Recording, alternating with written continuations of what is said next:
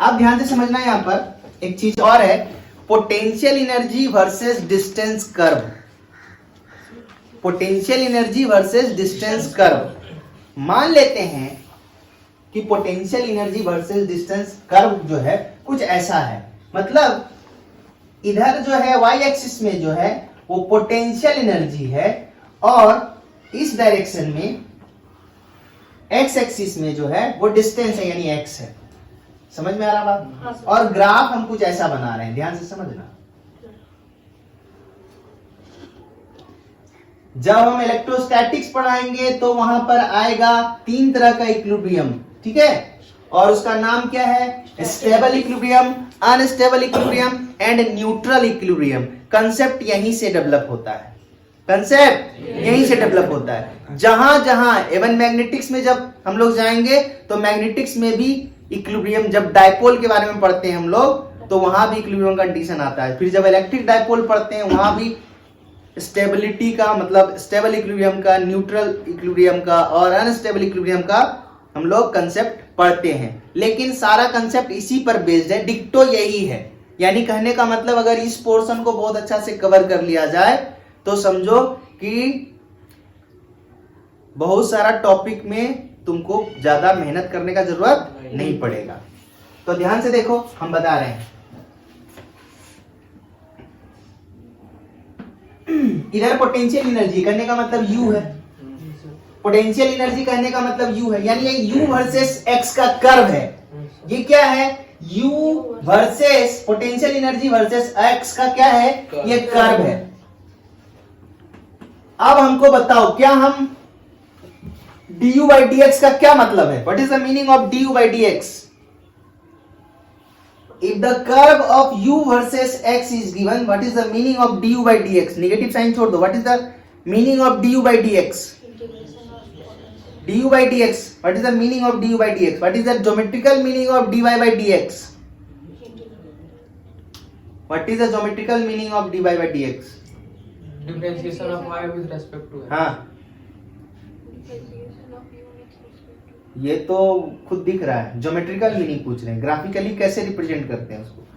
नहीं करोगे, किसको बोलेगा फिर से बोलिए। नहीं करोगे, ध्यान से स्लोप स्लोप ऑफ, बोले sir slope.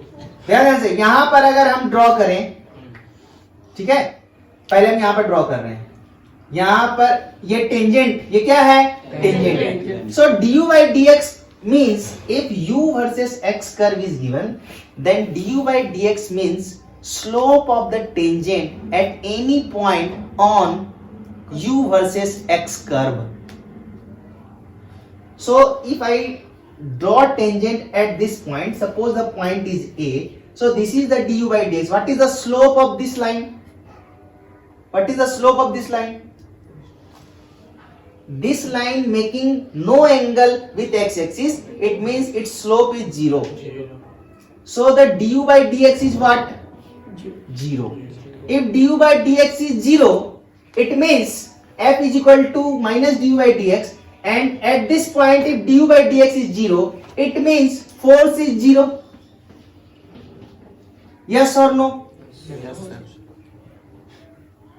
If du by dx at this particular point is 0, this implies force is 0. And if force is 0,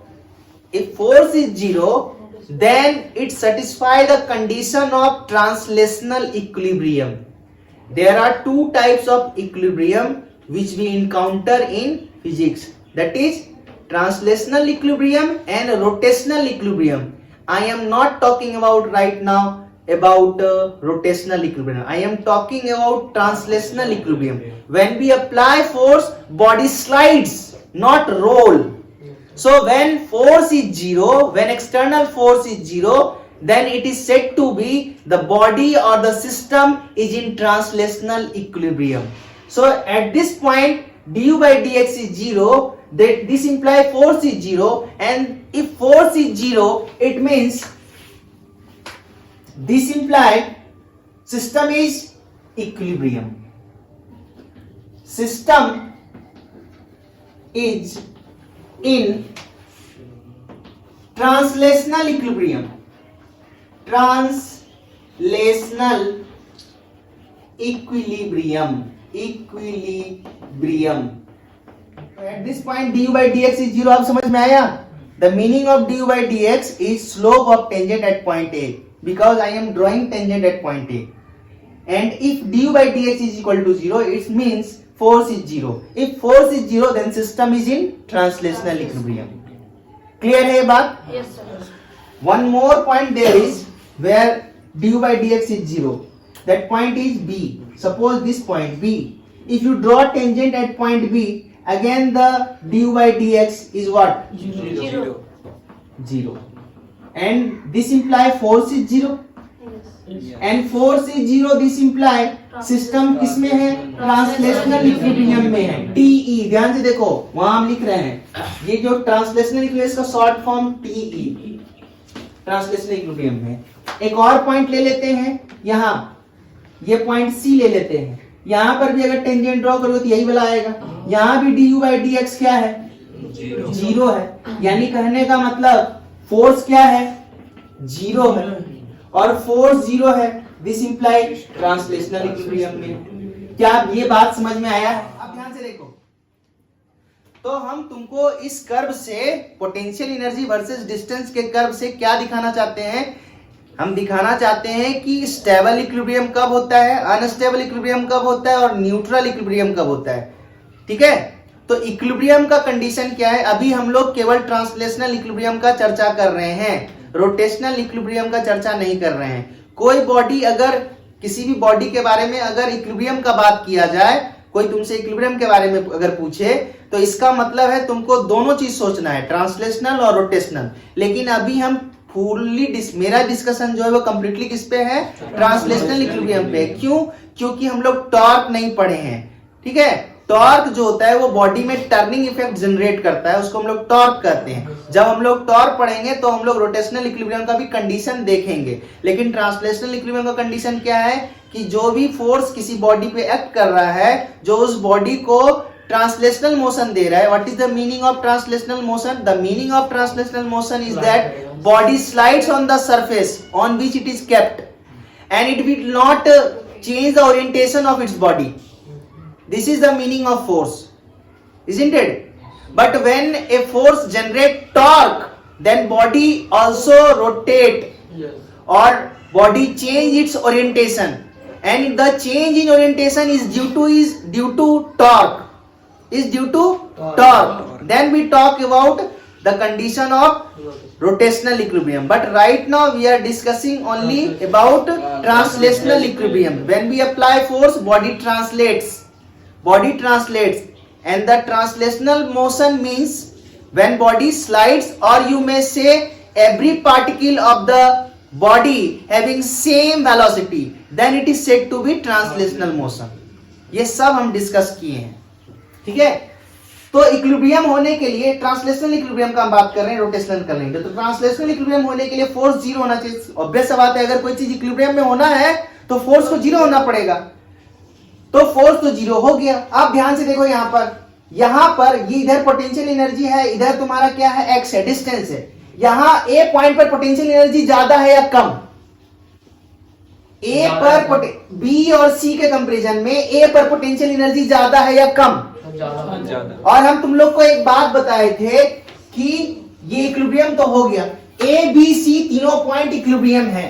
ठीक है, तीनों पॉइंट पर क्या है? इक्विलिब्रियम है, ट्रांसलेशनल इक्विलिब्रियम है. लेकिन वो ट्रांसलेशनल इक्विलिब्रियम स्टेबल है, अनस्टेबल है कि न्यूट्रल है? अब हम उसके बारे में डिस्कशन करेंगे और ये पता चलेगा एनर्जी से.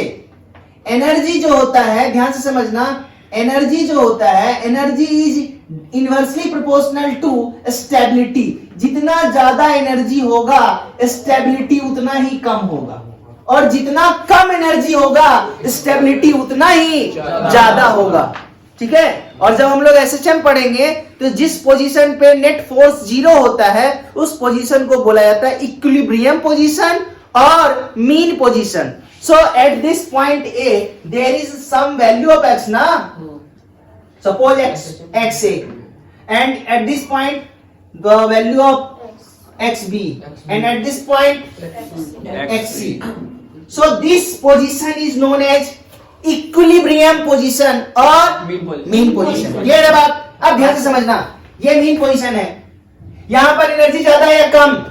ज्यादा। ज्यादा, देख ज्यादा, यहाँ पर कम, यहाँ फिर थोड़ा इससे ज्यादा, है ना? लेकिन सबसे ज्यादा किसका? ए का। सबसे कम किसका? बी का। सबसे उसके इंटरमीडिएट कौन है? सी। अब तुम सोच के दिखाओ केवल इस बात से कि एनर्जी जो होता है वो इनवर्सली प्रोपोर्शनल टू स्टेबिलिटी होता है। तो सोच के देखो सबसे ज्यादा स्टेबल कौन पोजीशन है?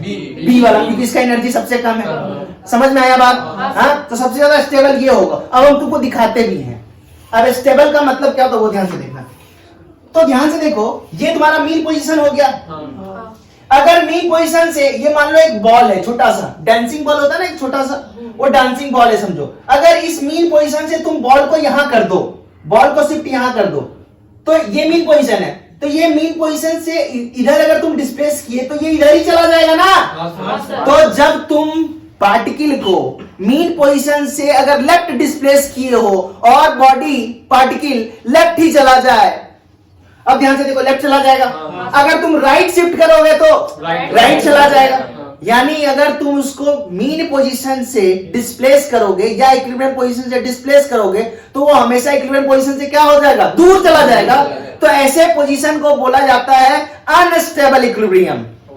अनस्टेबल इक्विलिब्रियम, ऐसे भी यहां पर एनर्जी ज्यादा है। That's why at A force is 0, system is in equilibrium, but this equilibrium is highly unstable. A position is equilibrium position, but कैसा equilibrium? Unstable.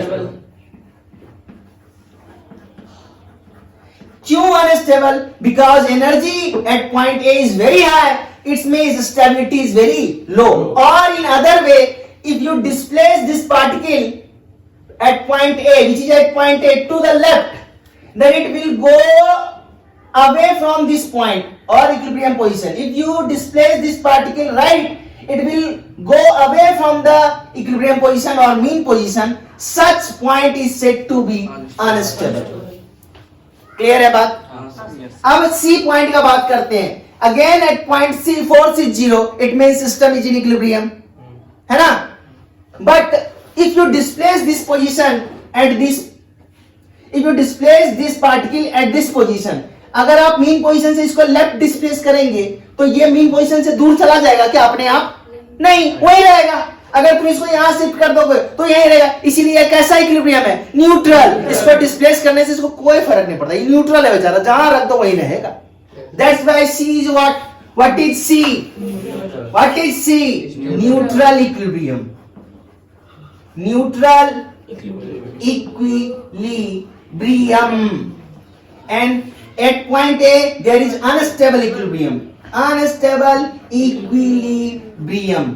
क्या बात समझ में आया है? हाँ सर। आप ध्यान से देखना, और ये सबसे इंपॉर्टेंट है, स्टेबल है ये, स्टेबल है ये, क्योंकि एनर्जी सबसे कम है। यहाँ पर एनर्जी सबसे कम है तो स्टेबिलिटी ज्यादा है। और इसको दूसरे तरीके से भी समझते हैं, अगर इस पार्टिकल को यहां तुम छोड़ दो लाके, फिर वहीं आ जाएगा, वापस इसी पोजीशन पे, यानी कहने का मतलब अगर स्टेबल इक्विलिब्रियम है तो क्या होगा कि अगर उस पार्टिकल को तुम मीन पोजीशन से लेफ्ट ले जाओगे तो ऑटोमेटिकली उस मीन पोजीशन के तरफ वापस आएगा। अगर तुम इसको राइट शिफ्ट करते तो यह ऑटोमेटिकली इस पोजीशन पे आना चाहता। तो ये कैसा पोजीशन है? Mean position. ये कैसा स्टेबिलिटी है? यहाँ पर स्टेबल इक्विलिब्रियम है। कैसा इक्विलिब्रियम है यहाँ पर? Stable. A B C all 3 points are not stable, or are in equilibrium, but B is in stable equilibrium, C is in neutral equilibrium, and BA is unstable equilibrium. Unstable means इस position से तुम displace जिधर करोगे वो और उधर चला जाएगा, यानी मीन पोजीशन से दूर चला जाएगा। क्या बात समझ में आया है? हाँ सर। और so B point is what is B point? B point is stable equilibrium, और SHM is special condition. SHM means जब हम सिंपल हार्मोनिक मोशन पढ़ाएंगे तुम लोग को तो अभी हम बता देना चाहते हैं, सिंपल हार्मोनिक मोशन एक चैप्टर है, ठीक है, जो कि तुम लोग को 11th में पढ़ना है। और SHM is a best example of stable equilibrium. SHM का कंडीशन हम लोग तब लगाते हैं जब स्टेबल इक्विलिब्रियम को फॉलो करता है। Please keep this in mind. Whenever there is stable equilibrium, then there may be question of SHM. आपसे एसएचएम के बारे में पूछा जा सकता है। समझ में आया बात?